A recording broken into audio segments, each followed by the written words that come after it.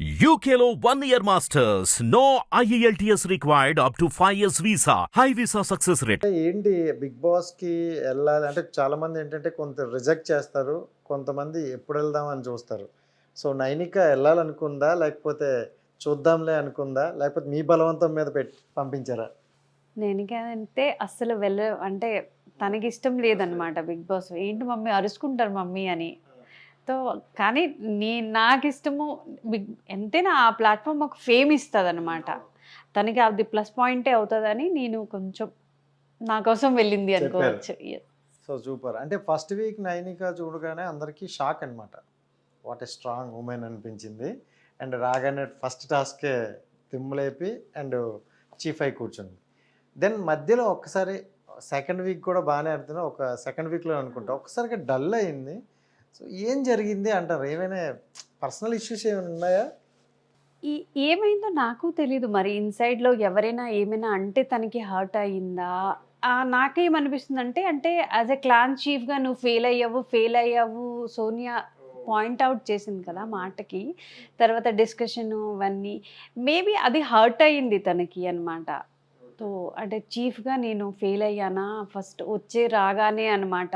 అది ఒక రెస్పాన్సిబిలిటీ. కొత్త మనుషులు వాళ్ళకి చీఫ్గా రూల్ చేయకూడదో అది తనకి తెలియదు. అంటే ఏదో అయింది మొత్తానికి అనమాట, లో అయింది. అంటే అంటే మమ్మీని ఏమైనా మిస్ అయ్యారేమో అది కూడా అనిపించింది. ఎందుకంటే లైవ్లో నేను 24/7 చూస్తుంటాను. చాలాసార్లు మా మమ్మీ నేనని ఏ మమ్మీ గోల ఏంటరా బాబు, వదిలే మమ్మీని అని నేనే అనుకున్నాను అనమాట. మేబీ బట్ మనం చూస్తున్నాం కానీ వాళ్ళకైతే కొంచెం మిస్ అయినట్టుంది. ఎందుకంటే ఏవైనా షోలకైనా ఈవెంట్కైనా మీరే ఉండేవాళ్ళు పక్కన లాగా. ఇప్పుడు ఇది ఫస్ట్ టైం అనమాట. ఫ్రెండ్ లాగే పక్కనే ఉండేవాళ్ళు. సో ఫస్ట్ టైం ఒక్కసారిగా ఒక 1 వీక్ 2 వీక్స్ ఉండడం వల్ల కొంచెం డిసప్పాయింట్ అయిందేమో. హోమ్ మిస్ అయిందేమో, హోమ్ సిక్ అయిందేమో మరి. దెన్ ఓకే, మళ్ళీ థర్డ్ వీక్ వచ్చేసరికి మళ్ళీ పులి బయటకు వచ్చింది. సో అంటే ఆఫ్టర్ బిగ్ బాస్ ముందు చూసుకుంటే తను ఒక డాన్సర్గా చాలామందికి పరిచయం. సో అంటే డాన్సర్గా ఇండస్ట్రీలోకి వచ్చేటప్పుడు కొన్ని బాధ్యతలు ఉంటాయి. సో ఆవిడ కన్నా ఎక్కువ మీకు బాధ్యతలు ఉంటాయి. సో ఎలా అనిపించింది ఫస్ట్ తీసుకురావాలని కానీ తెద్దాం అనిపించినప్పుడు?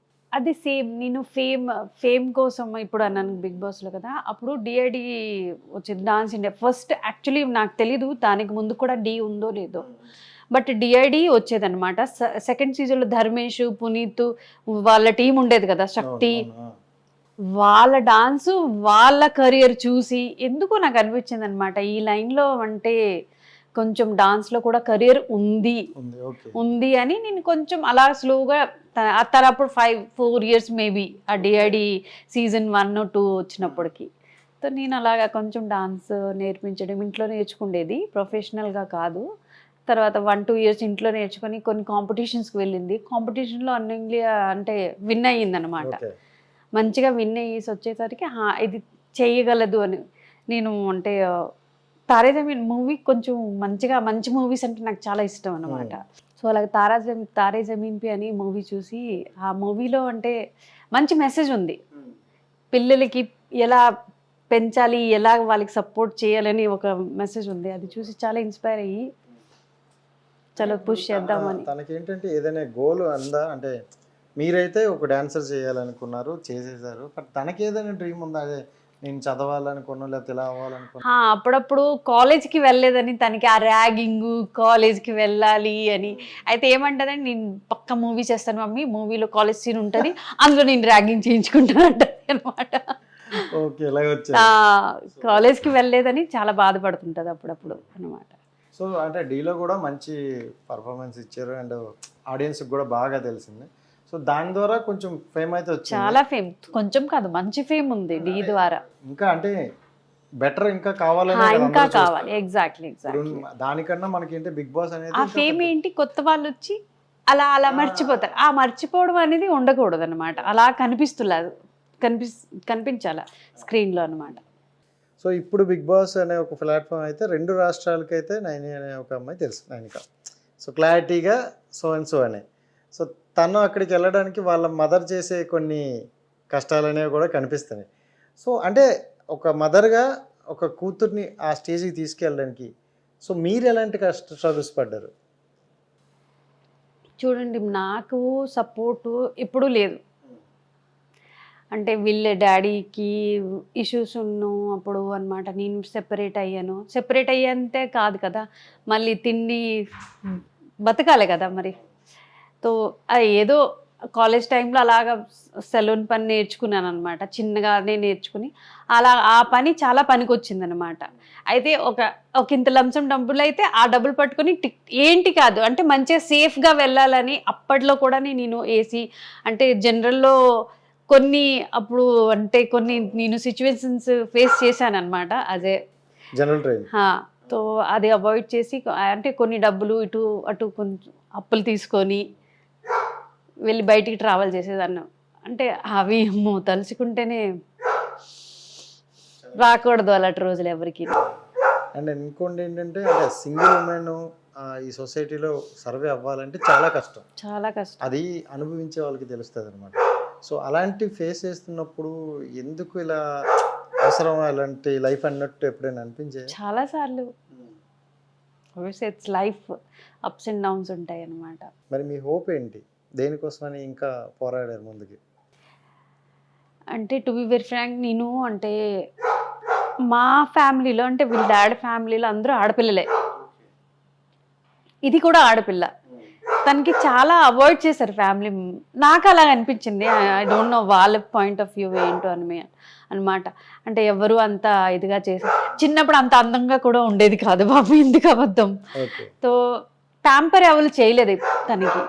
తో నేనేంటి ఒక ఆడపిల్లకి ఇంత ఎందుకు అంటే ఇలా చూస్తున్నారు, తనకు ఒక మంచి లైఫ్ ఇస్తే అంటే ప్రూఫ్ చేసుకోవాలి ఆడపిల్ల అయినా ఇంత బాగా ముందుకు వెళ్తుంది అని నాకు అది ఉందనమాట. I want to proof. అంటే ఆడపిల్లలు ఏమి అలా కాదుకి ఇంట్లో వండుకొని ఉండిపోవాలి, అది పార్ట్ ఆఫ్ లైఫ్. బట్ దానికన్నా చాలా చేయగలరు ఒక ఆడపిల్లగా.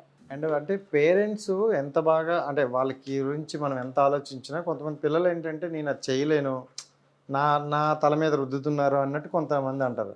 సో నీవు నైన్కా ఎప్పుడైనా అలా అన్నారా, అంటే మీ ఇష్టాలకి కొంచెం దూరంగా ఉంటానని ఎప్పుడైనా అంటారు? యాజ్ ఎ పేరెంట్ బాధ్యత అది, వాళ్ళకి మళ్ళీ కన్విన్స్ చేసి మళ్ళీ దారి చూపించడం అన్నమాట. వస్తాయి అలాంటి ఛాలెంజెస్. కానీ ఇప్పుడు అన్నారు, ఎందుకంటే ఒక బెస్ట్ ప్లాట్ఫామ్ కోసం మీరు ఈ కష్టాలలో పడ్డారు, అలాంటి ప్లాట్ఫామ్ ఇప్పుడు ఇచ్చేశారు. సో 2 తెలుగు రాష్ట్రాలకి నైనిక అంటే ఇంకా తెలిసిపోద్ది. అండ్ ఇప్పుడు అంటే డైరెక్ట్గా హౌస్లోకి వెళ్ళిపోదాం. సో హౌస్లో మ్యాటర్ ఏంటంటే ఏం జరుగుతుందో అర్థం అవ్వట్లేదు ఫస్ట్. అవును, మాకు ఇంతకుముందు ఉన్న సీజన్లన్నీ ఒక క్లారిటీ ఉండేది. ఇప్పుడు ప్రతి సీజన్లో ఈ సీజన్ ఎలా అయిపోయిందంటే అసలు అనవసరంగా కోపాలు, అనవసరంగా హగ్గులు, అనవసరమైన అంటే వైలెన్స్ కూడా ఎక్కువైపోయింది. సో టాస్క్ చూసుకుంటే చాలా అంటే చాలా అయిపోయింది. సో మీకు ఎలా అనిపించింది పర్టికులర్గా ఆ టాస్క్ విషయం మాట్లాడితే? కొంచెం డేంజరసే అనిపించింది నాకైతే. అంటే ఆ వైలెన్స్ వద్దు అనుకొని ఆడితే అది బాగుంటుంది కదా, గేమ్ స్పిరిట్ ఉండాలి కదా, బౌండరీస్ ఉంటాయి. అలా ఆ బౌండరీస్కి మెయింటైన్ చేసుకుని ఆడితే మంచిది అనమాట. ఎవరికైనా తగిలితే వాళ్ళకి ప్రాబ్లమే కదా. టాస్క్ విన్ అవ్వడం ఎలాగైనా అవుతారు ఎవరో ఒకరు. బట్ అండ్ ఫస్ట్ వీక్ అయిపోయిన వెంటనే సోనియా అనే వ్యక్తి పాయింట్ టెస్ట్ చేసి మరీ చెప్పింది అనమాట, నువ్వు సంచాలకుగా ఫెయిల్, లేకపోతే దీనిగా ఫెయిల్ అని ఇలా కొన్ని చెప్పారని. మీకు సోనియా గేమ్ ఎలా అనిపించింది? తను కూడా ఏదో గేమ్ ప్లాన్ బట్టే ఆడుతుండొచ్చు అనమాట. అది ఫెయిల్ అంటే తను ఏం చూసిందో దేనివల్ల క్లారిటీ అయితే ఇచ్చింది తనుకి. అంటే నువ్వు పని చేయించలేదు, వీళ్ళు పనికి వద్దన్నారు, ఆ వాటర్ బాటిల్ ఒక పెద్ద ఇష్యూ అయిపోయింది.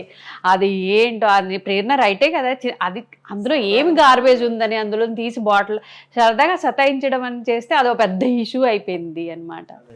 సో పార్ట్ ఆఫ్ ఏంటో ఈసారి ఆదిత్య ఓం గారు నామినేషన్లు ఎత్తారు కదా, నాకు ఇలాగా చెత్తకుండి ఇవన్నిటి మీద నామినేషన్ రోడ్ అట్టు చెత్తకుండి, అది నాకు నచ్చింది. అతను చాలా మంచిగా అబ్జర్వ్ చేసి ఆ పాయింట్ అంటే చిన్న చిన్న విషయాలకి నామినేషన్స్ ఇవ్వకూడదు అని తను క్లారిటీ ఇచ్చారనమాట.